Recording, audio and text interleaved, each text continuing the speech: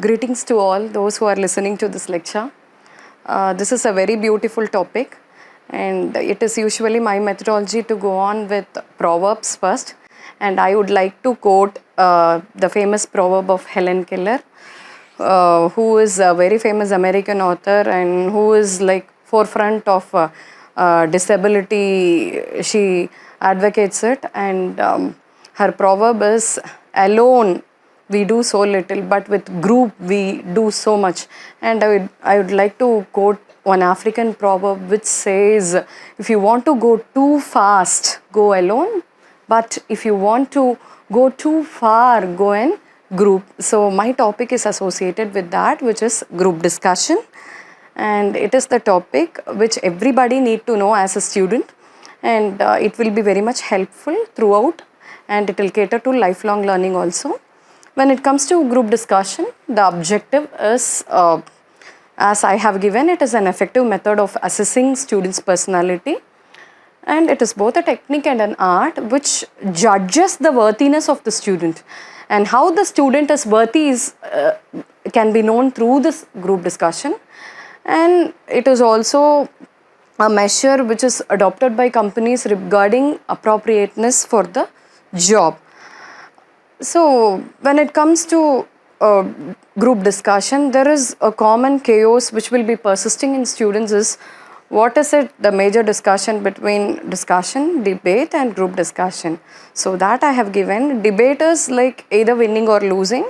Two parties will be there and they will be speaking on a topic, and only two sides they can take, either it is winning or losing. When it comes to discussion, it is like expressing your point of view and respecting another's point of view. It's like our classroom. When the teacher is taking class, after finishing there will be discussion in which the students can put out their point of view and express another's point of view.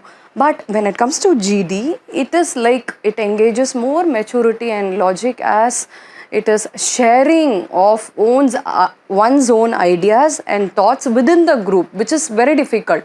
The group can be known to you or the group can be unknown to you, but what is needed is maturity and logic is in handling the topic. That's why it is kept in companies as an inevitable round.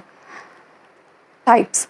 Okay, when it comes to types of GD, and I am quoting the main types, which are like factual GDs, controversial GDs, abstract and case based.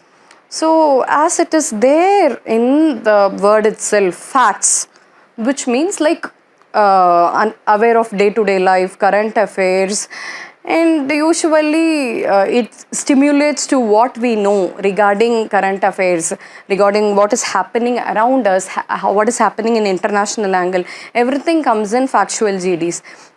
And usually this factual GD proves the candidate's awareness in accord to the environment, how the person is good in current affairs, how the person is good in knowing about the things, how the student is very smart knowing about all around, so which can be known through this factual GDs. When it comes to controversial, it is usually argumentative in nature. The topic goes on like which can be differentiated.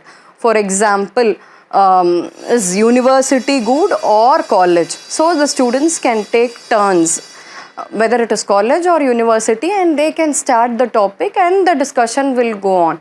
When it is abstract GD, it is usually like caters to lateral thinking and creativity.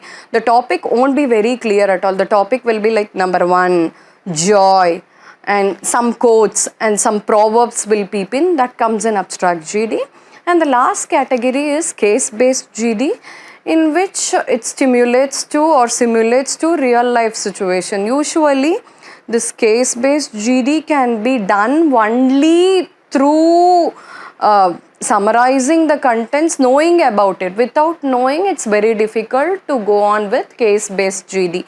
For example, how is BCA department in other colleges of Bengaluru? When this question is asked, suddenly a student cannot answer, because the student has to know how is BCA and how is it in Bangalore, how is it in other colleges, and how is the department working, what are all the criterias, what are all the subdivisions are there. So it's like case based. It needs observation and it needs analysis. Then only a person can do case-based GD.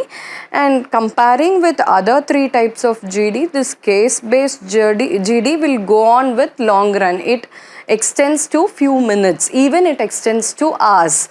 So these are the types of GD. And then coming on to what are all the skills which can be imbibed is like communication skills, knowledge. So through this GD, the employer will know, or the person who is taking care, HR personality who is conducting will know these candidates possess these many skills. At once they start speaking, and moreover spontaneity conveys everything, how the person's mindset will work. So number 1, communication skills, how the person is speaking, about the knowledge levels and the reasoning ability, leadership skills, how they are taking initiative, flexibility, whether they are listening, convincing power, whether they are able to convince, ability to work in team. This is what is needed. When a person goes to a corporate, what is being done is they will give project in which the students have to work in team. This is a very good exercise which can be put in practice.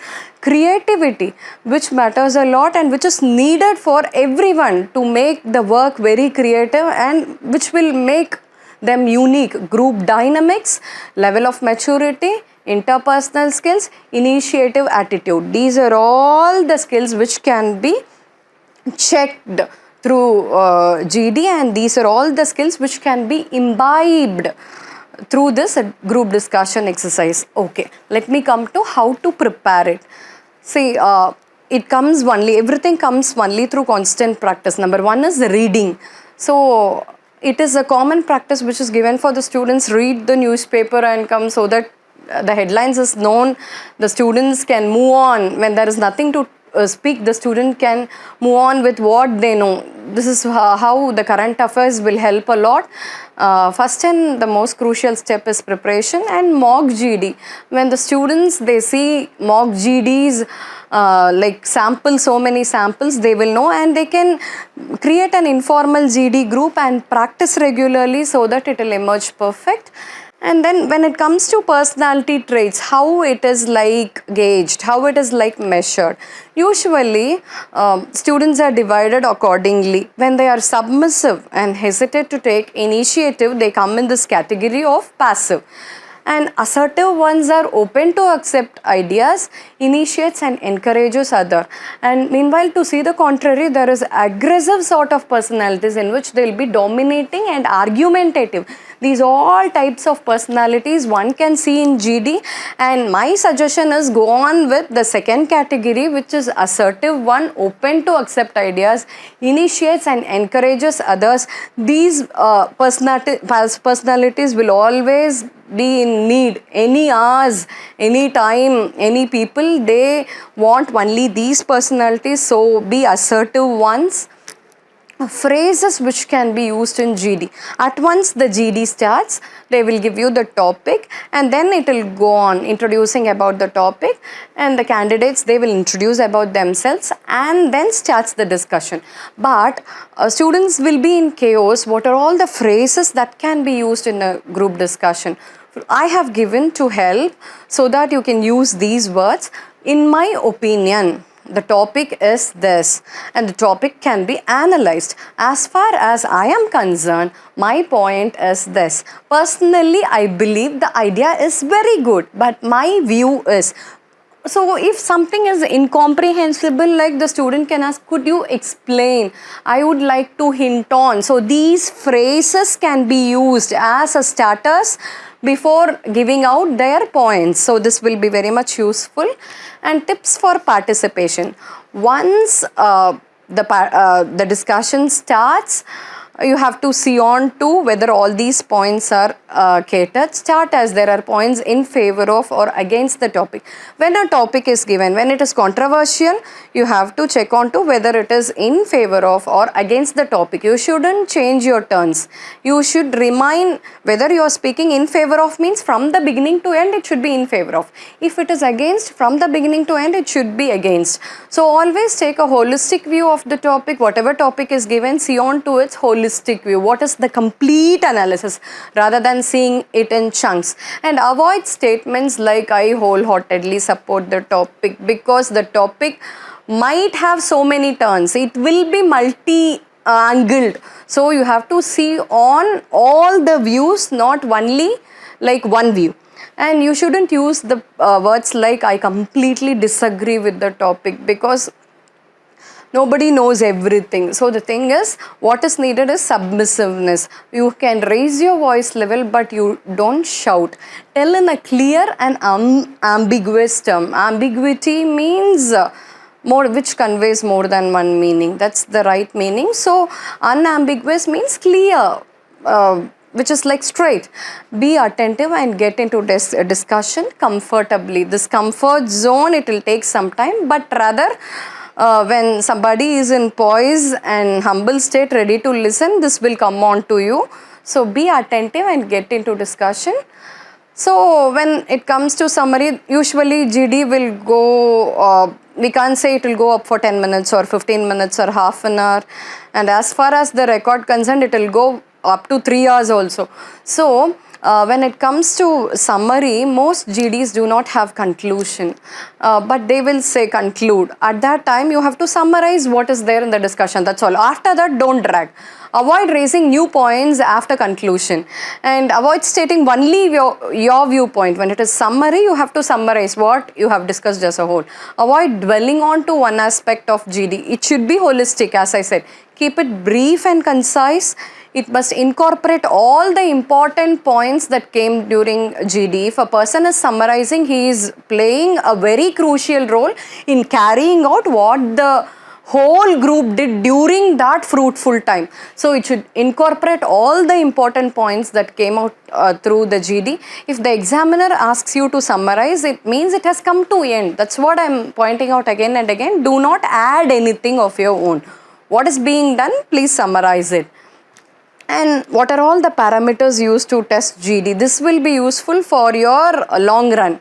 And what are all being tested? When you go as a trainer, when you go as a person conducting GD, you have to know how it is being tested.